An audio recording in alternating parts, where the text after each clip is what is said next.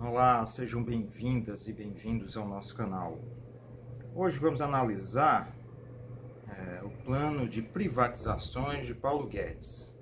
Ontem, dia 9 de maio, numa live com um banco, ele afirmou que iria buscar a privatização no segundo semestre de 3 estatais: os Correios, a Petrobras Pré-Sal e a Eletrobras.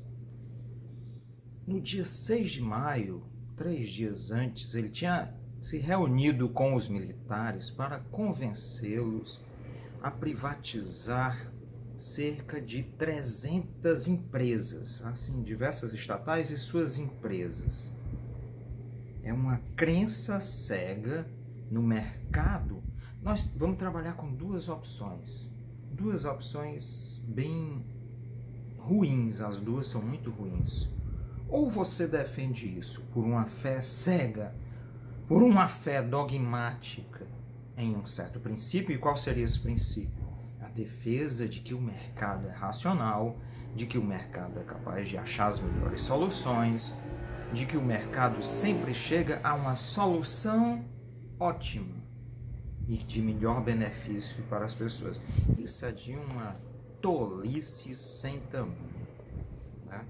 Desde 2008, isso ficou, já se sabia, mas 2008 trouxe à tona, fez cair a máscara dessa concepção ridícula, uma concepção que é ensinada em larga escala nas escolas de economia e que se tornou inclusive comum, que ensina juízes, policiais, os cursos que recebem juízes, policiais, militares, em outros cursos que não de economia. Essa visão atravessa o conjunto da sociedade por meio da mídia também. Então as pessoas são treinadas nessa fé cega no mercado. O que oculta essa fé cega no mercado? Aqueles que seguem tolamente, que seguem de maneira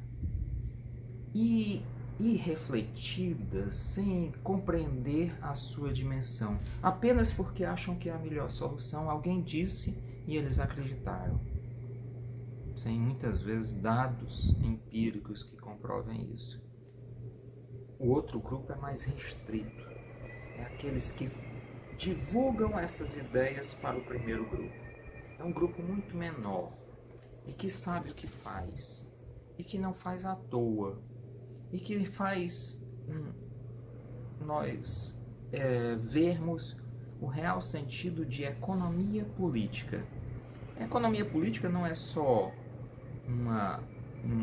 vamos dizer, uma parte da concepção econômica. A economia política é toda a economia. Como eu sempre digo, a economia é política. Você não tem uma única solução econômica para o conjunto de um país. Você tem diversas soluções dependendo dos interesses que você defende. E a política de privatizações é uma defesa de interesses de grupos muito restritos, o que se chamam fundos de investimento, interesses de grandes corporações, interesses de gente muito rica que aplica no mercado financeiro.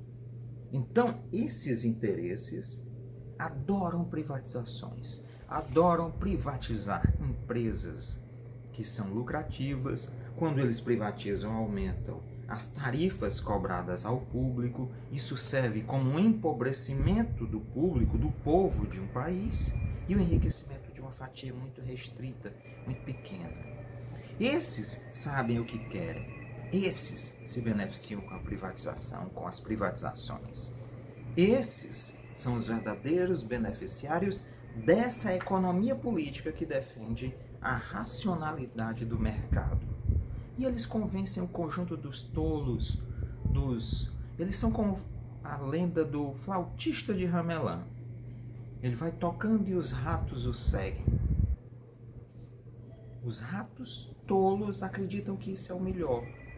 Seguem alegres para a morte, alegres para pular no abismo ou no rio, pensando que, como diz o Belchior, né? caminham para a morte pensando em vencer na vida. No Retrato de um Cidadão Comum, uma música genial de Belchior, uma das músicas geniais de Belchior. Bem, esses caminham cegos para o abismo, enquanto a essa pequena minoria se locupleta, enche seus bolsos com as privatizações. Não há seriedade nisso. Não há defesa dos interesses das pessoas. Há interesses mesquinhos, miúdos, interesses voltados para os seus bolsos, para suas contas, para seus paraísos fiscais. Bem, onde se situa Pércio Arida? Vou deixar por conta de vocês avaliar. Mas, de qualquer forma, estando entre os ratos ou entre os encantadores, ele defende as privatizações. Ele vê um governo que naufraga, um governo onde o índice de desempregados antes da pandemia crescia ou se mantinha estável, a informalidade crescia, a redução do salário médio da força de trabalho no Brasil, onde o nível de precarização da mão de obra crescia, onde a renda dos mais ricos aumentava, a fome retornava. Aí o que ele defende? Não, o que se fez foi pouco. Se isso está ocorrendo, na verdade a solução é ainda mais profunda, é aprofundar as medidas que levaram a essa situação. É terrível, né? Isso é assim, abominável, é um momento trágico da vida brasileira, quando você tem um erro e caminha para o abismo e defende, não, vamos, ao invés de caminhar, vamos correr para o abismo, talvez dê certo. Então é isso que Pércio Arida defendeu. E Paulo Guedes demonstrou a sua absoluta subserviência aos setores financeiros. Ele próprio é do setor financeiro. Será um encantador ou um rato? Ele foi aos militares defender, ele se sentiu cobrado por Pércio Arida e pela conversa com Miriam Leitão. E ele diz, não, realmente nós estamos privatizando pouco. Ele chega para os militares propondo privatizar no dia 6 de maio 300 empresas. Aí as empresas, porque dentro de uma estatal pode haver mais de uma empresa. 300 empresas por 150 bilhões de reais para diminuir a dívida pública. Mentira! A dívida pública vai bater 5 trilhões. O que seriam 150 bilhões de reais nesses 5 trilhões? Ela diz, não vai aumentar o investimento.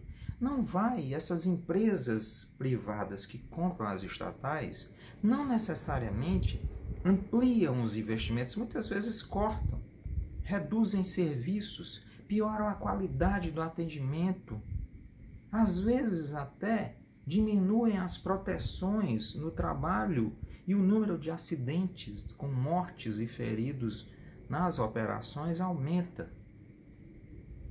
Aumentam as cargas horárias e o que o Marx chamava de mais-valia absoluta. Você aumenta o tamanho da jornada de trabalho sem aumentar o salário. Muitas vezes você reduz o salário. Aumenta a jornada e reduz o salário. Mais-valia absoluta dupla. E ainda você intensifica o trabalho. Mais-valia relativa. Então é um processo cruel de aprofundamento da exploração sobre a força de trabalho e de enriquecimento, de extração de mais-valia para o enriquecimento dos já muito ricos. Os economistas que defendem isso se encontram em duas áreas, em dois grupos. Os encantadores, que com suas flautas e suas teorias defendem as privatizações, o fim do Estado. E eu não estou defendendo o Estado, eu só estou vendo os negócios escusos, os ganhos ocultos, os champanhes abertos por negócios maravilhosos feitos em cima de um povo sobre um povo, pisando o pescoço do povo. E do outro lado, os ratos que seguem alegremente dançando, pulando e se sentindo parte de um grupo. Hoje em dia, muita gente precisa se sentir parte de um grupo, mesmo que esse grupo seja de ratos. Segue alegremente para o abismo, saltará no abismo, ainda cantando. E é assim que a economia brasileira está sendo dirigida por uma economia política, por uma política, a política dos flautistas de Ramelã. Até o próximo vídeo.